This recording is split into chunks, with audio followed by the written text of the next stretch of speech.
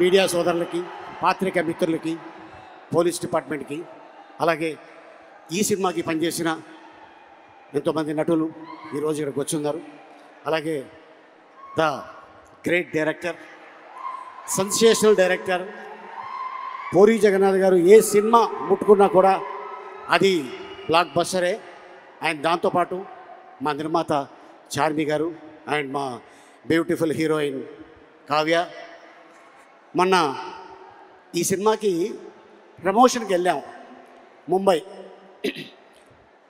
అక్కడ ఒక ఆయన అన్నాడు, మీ ఎనర్జీ ఏంటి, మీరు ఏం తింటారు అని అడిగాడు. నేనేం చెప్పానంటే, మేము ప్రేమ తింటాం, అభిమానం తింటాం, ఆత్మీయత తింటాం, అనురాగం తింటాం. ఇవన్నీ తినటంతోనే అంత ఎనర్జీగా ఉంటాం. కాకపోతే ఒక ముద్ద ఎక్కువ రామ్ తింటాడు, ఎందుకంటే డ్యాన్సులు. ఆ డ్యాన్సులు చూశారు కదా, అద్భుతం. ఇక తను డైలాగ్ డెలివరీ కానీ, యాక్షన్ కానీ ఏదైనా సరే ఛాలెంజ్.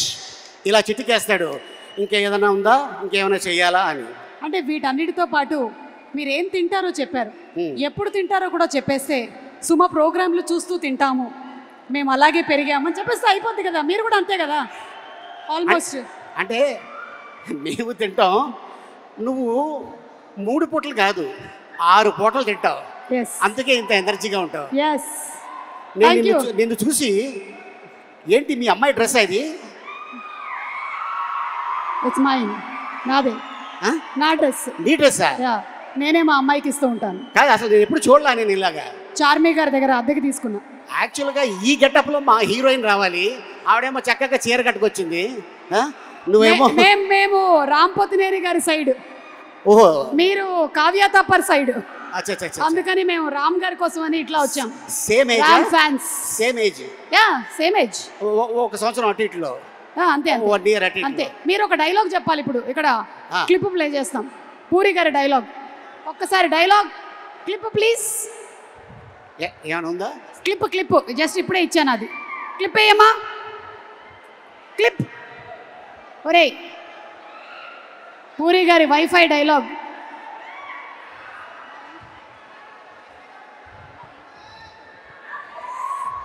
ఇక డైలాగ్ గురించి చెప్పాలంటే, పూరి గారి కలం ఇంకు చాలా కాస్ట్లీ.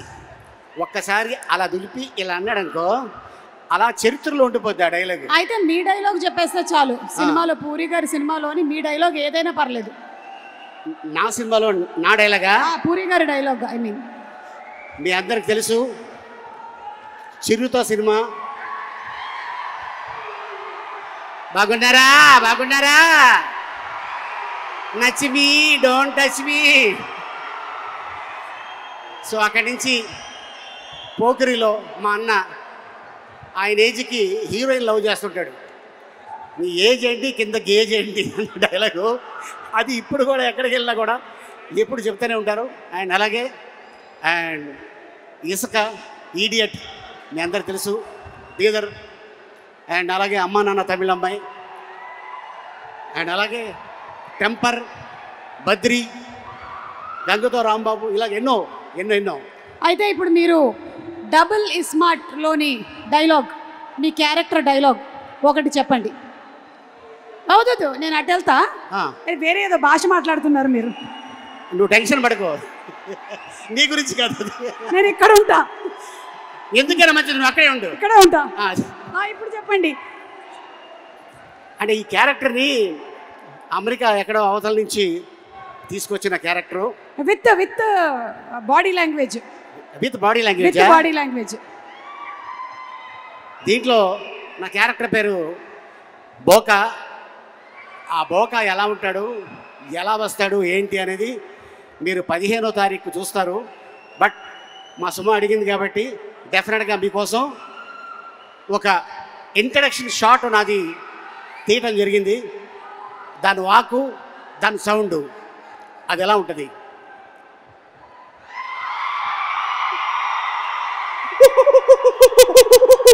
ఇది ఇక సినిమా 15వ తారీఖు ఇదే సౌండు అక్కడ ఉంటుంది. సో ఆ క్యారెక్టర్ వస్తే ఎలా ఉంటుంది ఏంటనేది డెఫినెట్గా మీ అందరూ ఎంజాయ్ చేస్తారు.